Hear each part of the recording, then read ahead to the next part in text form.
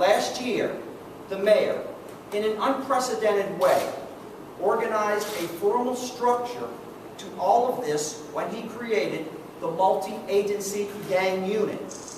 In a few minutes, he will tell you about it. I believe that this was very important because it will provide continuity to these arrangements and will serve as a model to future generations of leaders in New Orleans. More important, the multi-agency gang unit allows our various agencies to provide full-time manpower to these multi-agency investigations, which are time-consuming and complex. This investment in our safety and our future is already paying dividends. Late yesterday afternoon, in this very room, the Orleans Parish Grand Jury returned a 51-count indictment against 15 very violent criminals. This indictment against the 110ers street gang is, to my knowledge, the largest and most sweeping state court gang indictment in the history of New Orleans. As detailed in the indictment, the 110ers, which is an umbrella organization of a collection of smaller street gangs that operated mainly in the 10th and the 11th wards of the city of New Orleans, are responsible for 15 murders from 2008 to the present, including the very tragic murder of young Brianna Allen and Shawana Pierce. 10 of these murders are listed as substantive counts in the indictments, and the other 4 are listed as overt acts in furtherance of the gang's criminal enterprise. The investigation began late in the summer of 2012 as a cooperative effort between the District Attorney's Office and the New Orleans Police Department Homicide Unit. It grew out of investigations of several isolated incidents of violent crimes in the 10th and the 11th wards. The investigation followed the formation of the multi-agency gang unit until November, when several law enforcement agencies were given the ability to devote full-time manpower to this as well as other street gang investigations. In the aftermath of Hurricane Katrina, the Orleans Parish criminal justice system has reached a tipping point. You are witnessing a rebirth of that system. It is sometimes difficult for ordinary citizens to see, but the criminal element in this city is recognizing it. The old street paradigm of safety in numbers is over. The message to these groups is simple, and I sincerely hope that each person standing behind me reiterates it. We are coming after you, and we will not be stopped. And to those who have made the very unwise decision to attempt to aid and abet these criminals, to those who lie, to those who hide evidence and obstruct justice, to the enablers of this violence, we will pursue you equally as hard as the criminals you are attempting to protect. We are taking our streets back for the law-abiding citizens of this community. And we will not discriminate between the violent criminal and their illegal support structure. Before I hand it over to the mayor, I would like to add one thing. While these racketeering cases are clearly more complex and more difficult to prosecute, I believe that they will allow the jurors of this community the opportunity to see a more complete picture of the scope of a defendant's criminal conduct. My office will continue to employ innovative prosecutorial techniques to fight the violence on our streets. And these cases will be difficult for every branch of the criminal justice system. But I will expect every piece of this system to rise to the occasion and promptly move these cases towards resolution. Mr. Mayor, I turn it over to you, but again, I want to sincerely thank you for your leadership in forming this union. Thank you. Mayor Landry. Leon, thank you very much for those kind words, and I want to thank everybody who is standing behind us. The DA has read all of the names, and I won't do it again, except to put an exclamation point on the very fact that you were saying federal, state, and local law enforcement stand together as one. And this is something that we have been working on for a very long time. In my State of the Union speech the other day, State of the City speech, I said that we are going to stop the culture of death on the streets of New Orleans, and we're going to change it into a culture of life. And we have created the NOLA for Life strategy going forward.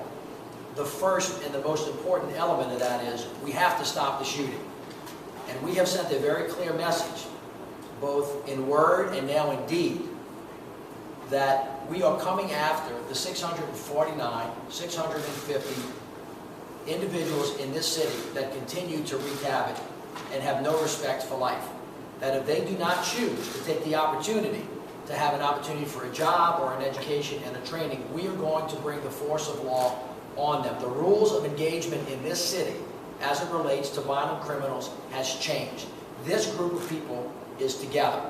We're focused together, we're working together, we talk to each other all the time, we design strategies, and then we implement them. And the physical manifestation of that is the multi-agency gang unit. This is something that is now being replicated across the country, all right? But it basically is the federal government, state government, and local government, all of the agencies on the federal level, FBI, ATF, DEA, U.S. Marshal's Office on the state level, the Department of Corrections, the Department of Probations, on the city level, the DA, the police department, and all of the other individuals involved have come together in something called the multi-agency gang unit, where we talk together, we share information, we design strategies, and then we get after it.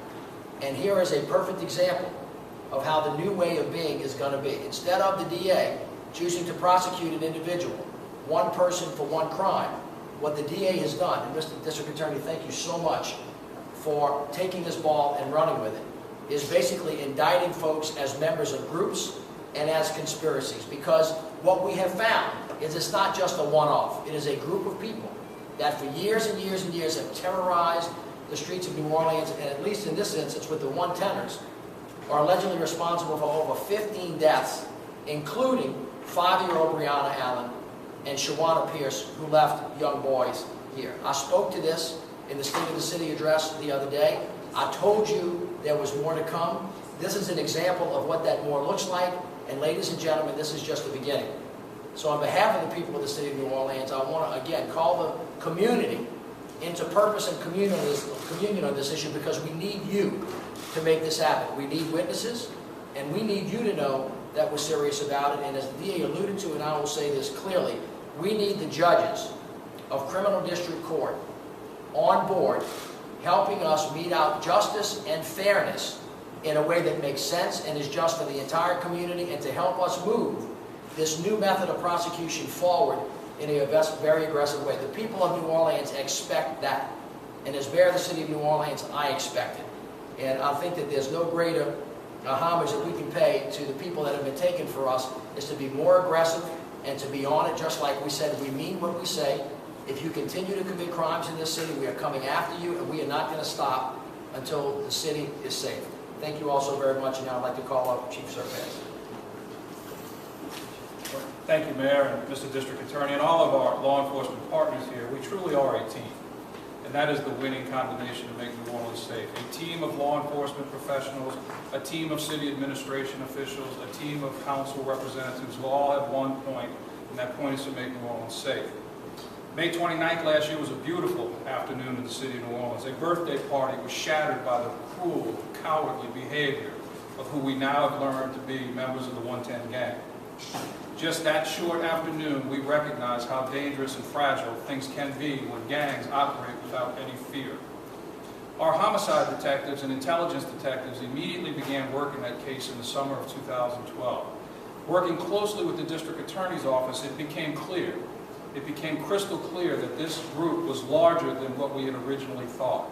In November of 2012, when the multi-agency gang unit was stood up, they were able to partner with and take the work that had already been done by so many talented people in the New Orleans Police Department, so many talented people in the DA's office, names such as Sergeant Nick Gernon, Detective Stephen Keller, Detective Ryan Veit of Homicide, and most importantly, Assistant District Attorney Alex Calanda, who worked closely from the summer of 2012 through the winter, through the spring, to bring us to where we are today.